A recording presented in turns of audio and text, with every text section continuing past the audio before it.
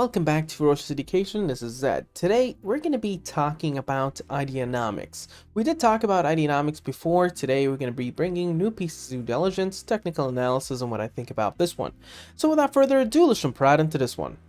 So Ideanomics, my last video is in the description below, but we have new piece of information here. So we did go through previous earnings and information like that, but we haven't gone through the Q2 2021 financial results. I'm only going to highlight the most important ones for me.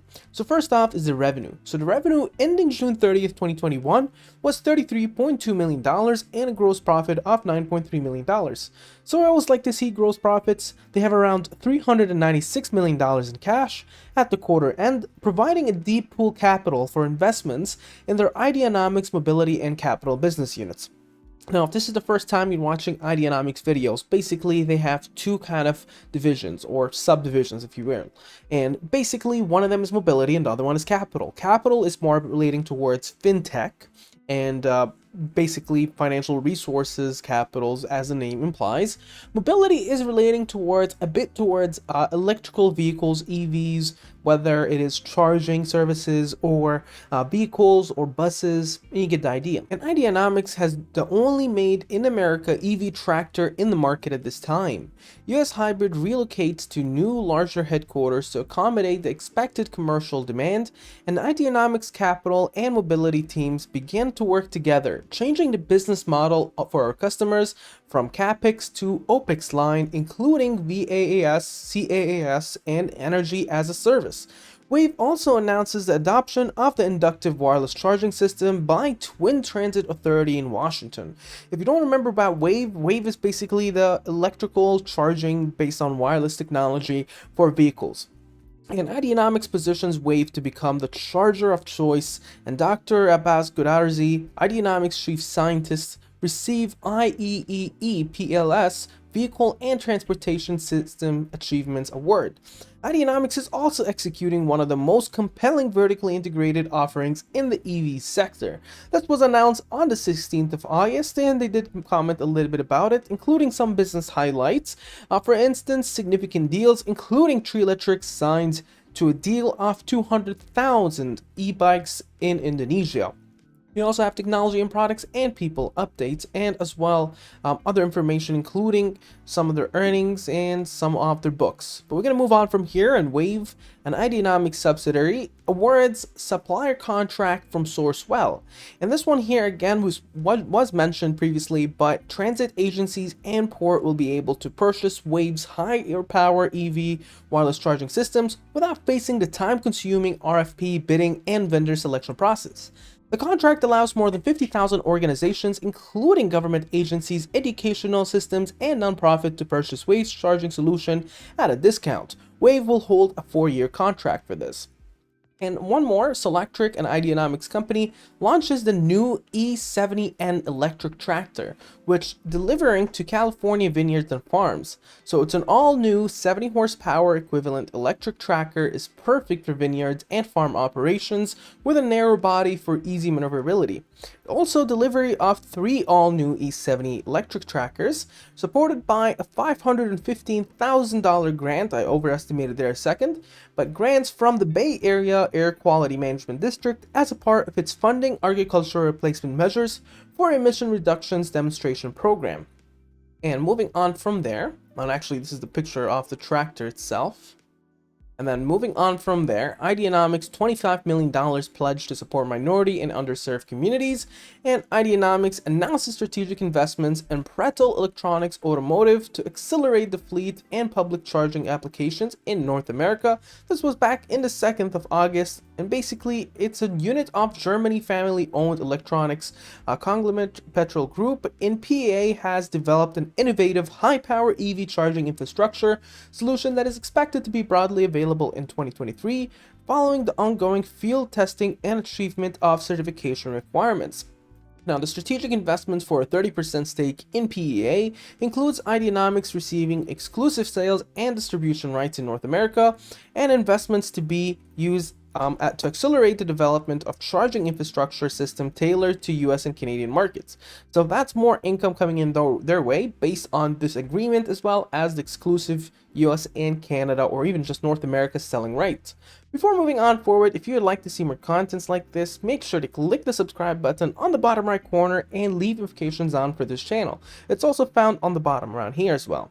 Don't forget as well to drop a like if you enjoyed this video, and you can join our Discord totally free in the description below. Now, in terms of SEC filing, we do have a few SEC filings, but nothing very significant, such as first off, the Q2 financial results, again reiterated here in an SEC filing format. And then we have the total assets, which we're able to see that it's currently around $698 million. And the total liabilities is around $145 million. So we're able to see that their book value here is around $945 million, making their price over book just a little bit above 2 when you consider the liabilities as well. We have here one of the only bearish news that I can find about this one in the short term, and it's relating towards a controlled equity offering that will offer around $350 million of shares. This is in equivalence of around 25 to 30% of the entire market cap currently on Ideanomics stock. And this one is not going to go right away all of a sudden. It's going to be a controlled equity offering that will be sold time to time with an offering price aggregate of $350 million.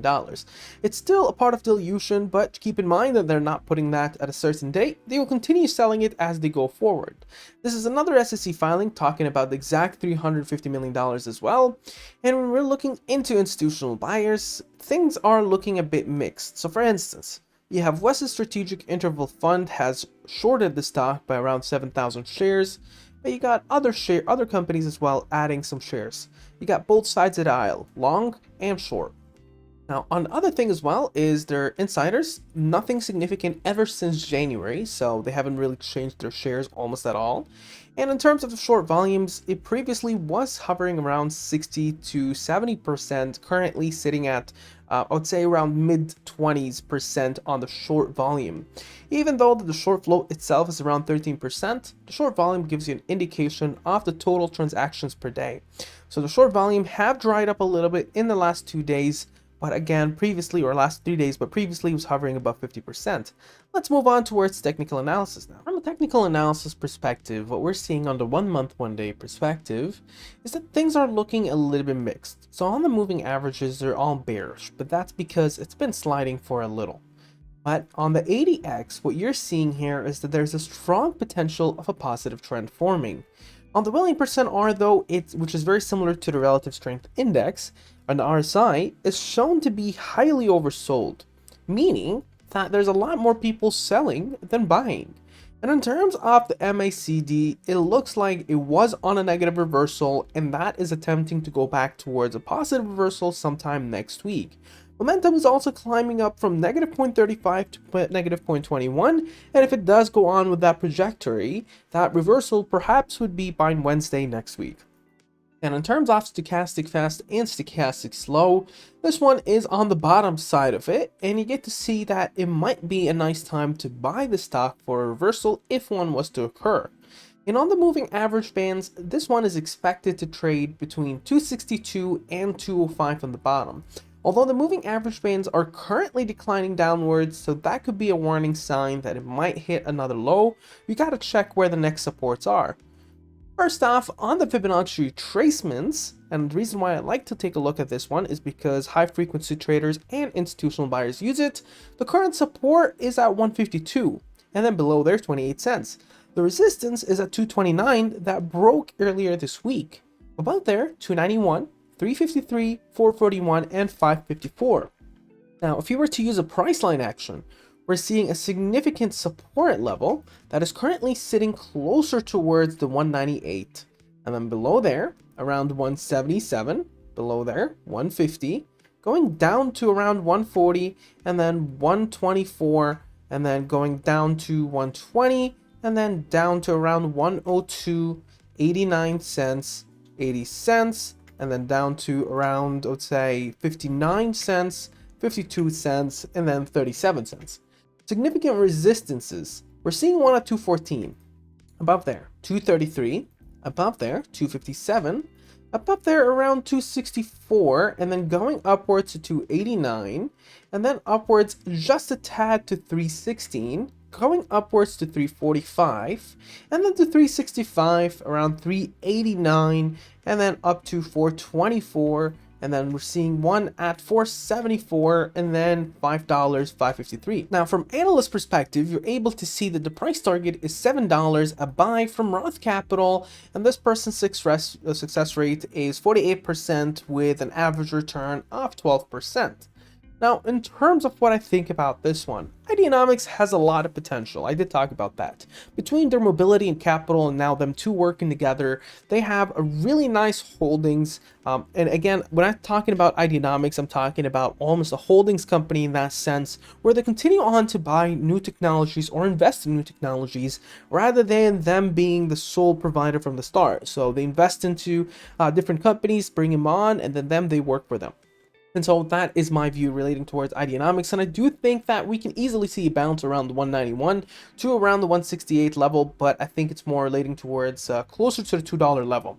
And that bounce could be more of a bull trap, so you got to be very careful of that. But in terms of this one, there's a lot of cooling happening in the EV market and in the mobility markets. So it's not that it's only just sliding downwards because of itself, but the market itself is sliding as well. But this one has definitely some potential. It could reach back towards $3 sometime by the end of the year, but at this point, it's throwing a dart in the dark. But again, it does have potential. I'm not exactly sure though what's going to happen with the market itself. But if the market continues on to perform similarly to what it is right now, you perhaps can see $3 by the next year or so. What do you think about the sticker? Make sure to mention down in the comments below. Share, subscribe, and like, and have a wonderful day.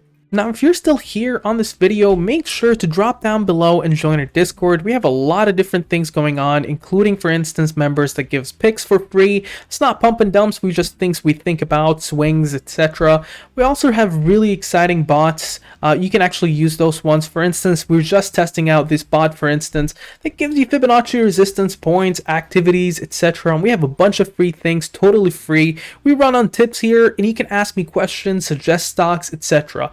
It's a really nice community that has been growing up very fast at a very good rate, and it's totally free. If you would like to join that one, feel free to do so in the description below, and have a wonderful day.